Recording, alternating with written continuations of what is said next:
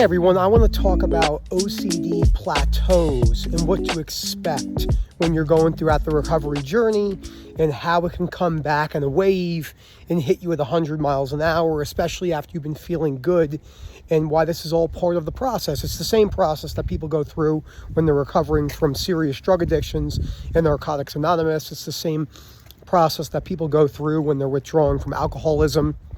It's the same process that people go through when they're building a business and all the ups and downs like that. So it's very much the same way in that regard. But this is all part of the process to reaching your goals, especially when your goals are involving strong behavioral changes and belief system changes and everything else in between. So before I go any further, hit that subscribe button down below. Please leave a comment. Direct message Phil. We have the WhatsApp link down below, which is a great new feature that we have, which is really cool, where you can reach us basically at any time. We try to operate, as I always say, in many different time zones all over the world. So we get people in, we fit them in morning and night, and in between during the day. And if for some reason you have a hard time understanding us, we do translator calls. We have done those before, and we could still do those. And then we get you in. And then we have the webinars at 8:30 p.m. UK time. And like I said, we're still hammering out the details for the conference. But once we get the conference more set up, I'll give you guys more set data along that. I'm thinking probably in that 8 to 12 hour range, etc. Have a live real talk. That would be a lot of fun. So anything that you do in life is going to have extreme emotional swings, depending on what it is. You will not have a marriage, and you won't have more than likely a healthy marriage, in my opinion, if you're not having ups and downs in your marriage.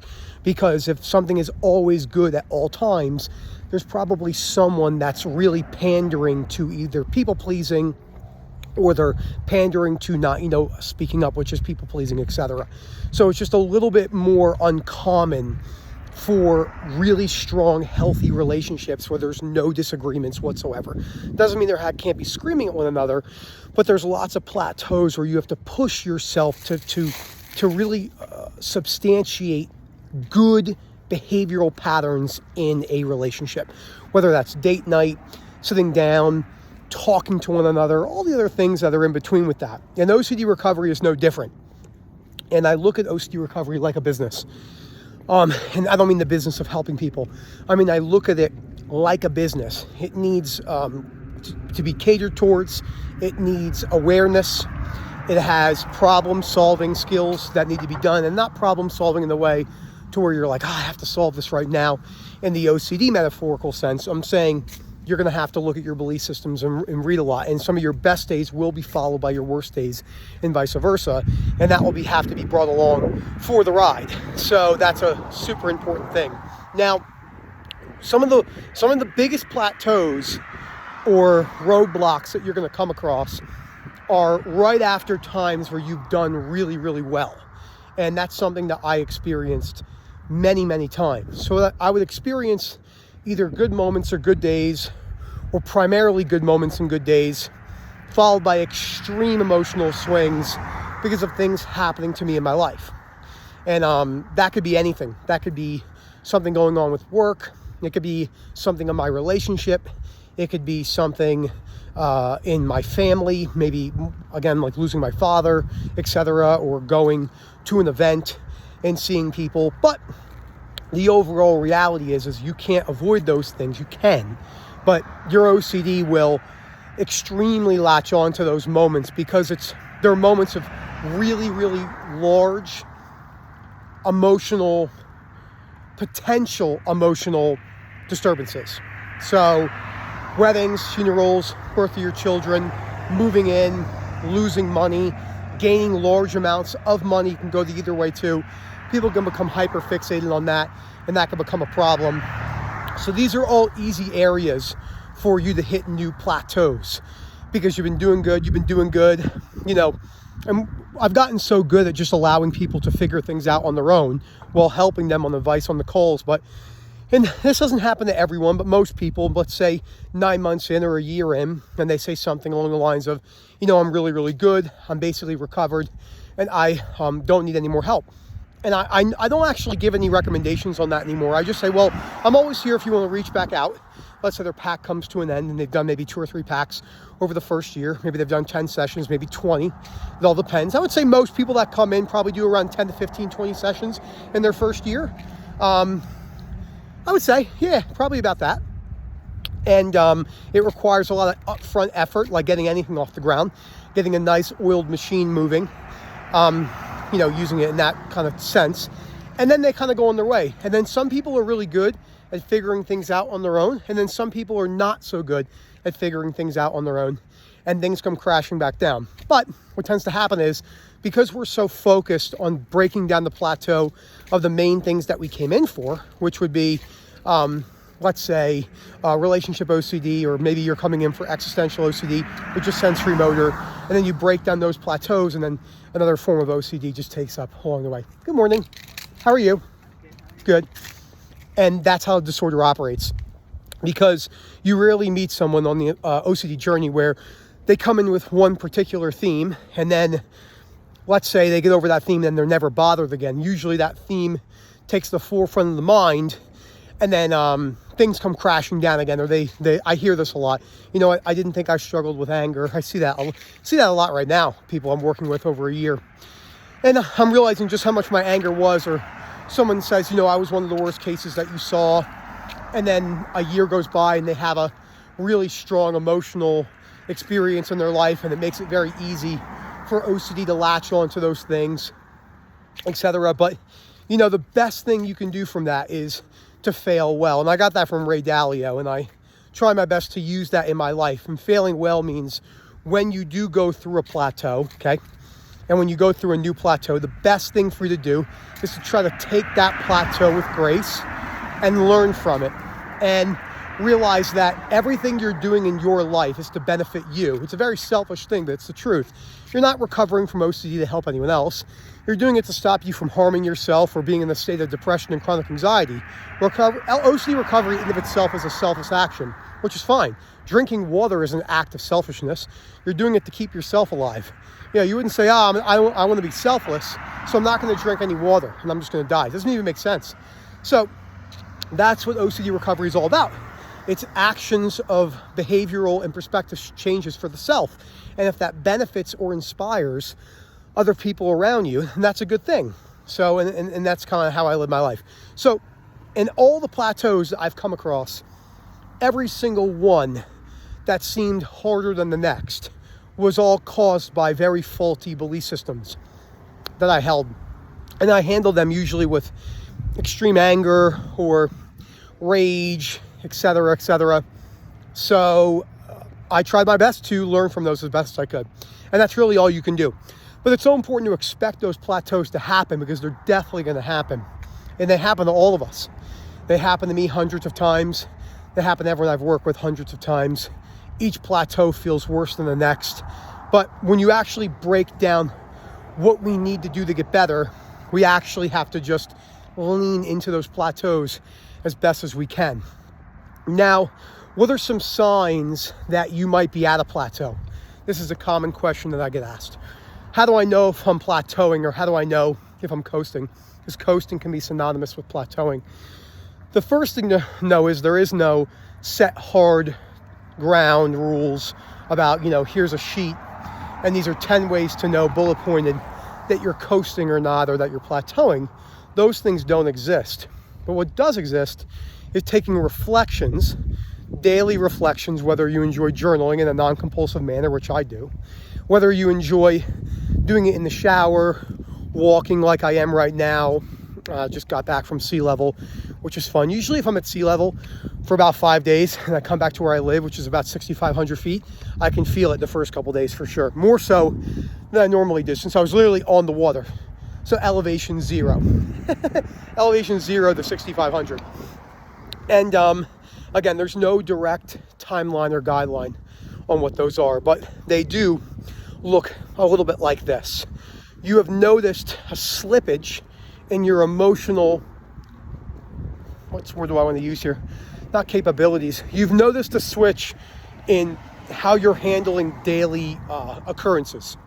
So all the things I talked about in the beginning of the video. You're becoming a little bit more angry. You are struggling with rage a little bit more.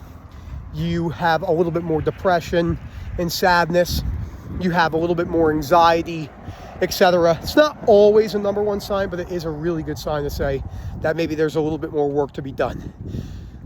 On top of that, you've fallen into some really subtle avoidance and compulsive behaviors. We're not saying you have to go at everything all day, like, and crush every single goal in your life, but there are a lot of people who basically can very easily slip back into their old ways. It's why there's a chapter in the first book on the reading list, Stubbornly Refuse, about what to do about backsliding, as he calls it, which is relapses or coasting or hitting plateaus. And you hear a lot of stuff along the lines of, if you're not growing, you're dying, and stuff like that. Some really black and white statements about why you always need to be growing, and that's not necessarily true. A lot of the fun things in life comes from just enjoying the process, and a lot of days that can look monotonous and boring, so it doesn't just have to be chasing things at all times. But you do probably more than likely want to be putting yourself in positions to where you could be challenging yourself a little bit more in a non-compulsive manner. And we do see that a lot when they're backsliding. They stop. Maybe they took a part-time job, or maybe they stopped going to the gym many days of the week, and they're going only 2 days a week, and maybe they're watching Netflix a little bit more. And we all go through periods like that. I mean, we're humans, but those are just some ways to tell.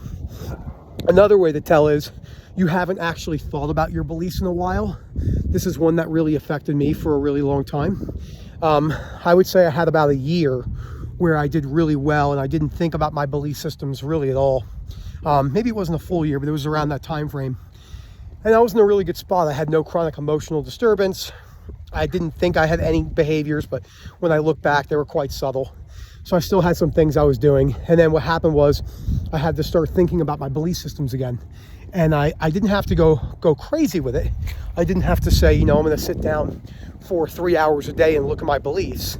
But I definitely had to look at them a little bit more in depth than I had been doing in a while, especially when I was at the spot I'm at now, where I can look at things on a moment-to-moment basis. I can look at a situation in the moment, which is a little bit different than most people. So if I'm in a situation where I feel as if, like maybe in a taxi, I use an easy example. If I'm in a taxi and the taxi driver's acting in an egotistical, arrogant manner, I can break that down in my mind real quick from a behavioral standpoint, cognitive behavioral standpoint / RBT standpoint, without it more than likely becoming compulsive. But most people can't do that in the beginning of their journey because they'll end up pushing away all their discomfort. So there is a time and place for doing things on paper, and there's a time and place for learning how to do it intuitively. And there's no set guideline about when you should let go of the paper, but it is important to realize that the paper doesn't have to be used forever as things become a more primary perspective. And those are all just really good examples to see and to know when you're plateauing. Stuff that I noticed for myself, and that's what I saw. And then I realized that. And by the way, when you hit plateaus, the best piece of advice I can give you is it can help really instill, if you look at it, that you do have a mental health disorder and that you do have obsessive compulsive disorder, and there is no cure. And although there is recovery, there is no set guarantee that you can't have the worst relapse in your life 25 years from now. Rob, me, Moment, anyone really, Phil, Sam, could have a terrible, Sam is a great example. Sam could be walking down the street and Amy could be hit by a bus. It'd be a very gruesome, horrific scene. Maybe she doesn't die on impact, but she's really, really mangled. And then he basically watches her die right there on the scene. These things happen. These are not things where people are like, that would never happen to me. Well, everyone says it will never happen to me. No one gets on a plane and goes, today's the day. People are very afraid of flying, but 99.9% of planes land. But there's that 0.01% of planes that don't land, right? And they blow up or they crash on the runway and everyone, dies in a fire. So things happen. And these particular circumstances are really good breeding grounds and really good opportunities to learn to change your belief systems. And that's really how I handle my plateaus. What do I do now? I think a good way to end the video, how I handle this stuff now. So one of the number one things that I like to do is I do try to read every day, whether it's philosophy or something else. I don't just read philosophy. I spend time in reflection on a daily basis when I'm alone, and I think a lot about my belief systems. Sometimes in the shower when I journal. I think a lot more about gratitude now than I ever had in the past. Anytime something goes wrong in my life, even if I believe I was completely wronged in my own way and I think that I was correct about something, I will always first think, I try my best. It doesn't work in a 1-to-1 ratio, but I try my best to think, what could I have done differently in that situation? I take my time to see the other person's point of view, then I apologize to them. And I only apologize once, because I think apologizing is really actually mostly conditional. There's really no need to apologize ever. We do it for courtesy. It's like saying thank you, and we hold the door for someone. But if you actually break down saying you're sorry, it doesn't mean anything about your personhood, because when people go, well, that person says sorry a lot, that means they really care. That's not true. People can just say sorry to say sorry. But I do try my best to say sorry and mean it in a genuine reason without trying to force that genuineness, of course. And then I just kind of see how things go from there. And then that's what I do about my entire life. I strive for personal task greatness, not self, but task. I'm much better at failing at tasks and then learning from those tasks and moving forward. And I'm much better of learning from my behavioral outbursts when they happen, if they do happen, which they can happen from time to time, but they're much more rare. And I'm not ashamed or embarrassed to say that, because how much I struggled with that my whole life. And so it was just something I might have to deal with forever, but I'm very good now. I can say one thing I'm excellent at is catching that and then learning from that as best as I can. And then when, like, let's say I got into a disagreement with someone, I raise my voice. After I say I'm sorry and I hear them out, I'm changing for me. I'm not changing for the other person. And I think that's a common misconception where guilt comes from, where people are like, well, you're changing to better other humans. It's not true. You're changing to change yourself, and then you can influence and benefit other people along the way. So I hope you guys enjoyed this video. As always, thank you for watching. Look for that WhatsApp link down below. You could direct message Phil, like I said, to get you right in. It's a great feature that we have. 8:30 p.m. UK times on Tuesdays for webinars, and we hope to see you there. I want to say thank you to everyone who's been watching our content, especially my content, all of our content together for so long. We make it a very important mission of ours from the content perspective to pump out as much free content as we can on this channel and make these videos as lengthy and emotionally connecting as we can, because when you are an OCD sufferer and you have an extreme OCD sufferer, it's very easy to get lost in translation and then and just feel really hopeless. But that's why we do this. Thank you again, guys, and as always, enjoy the rest of your day.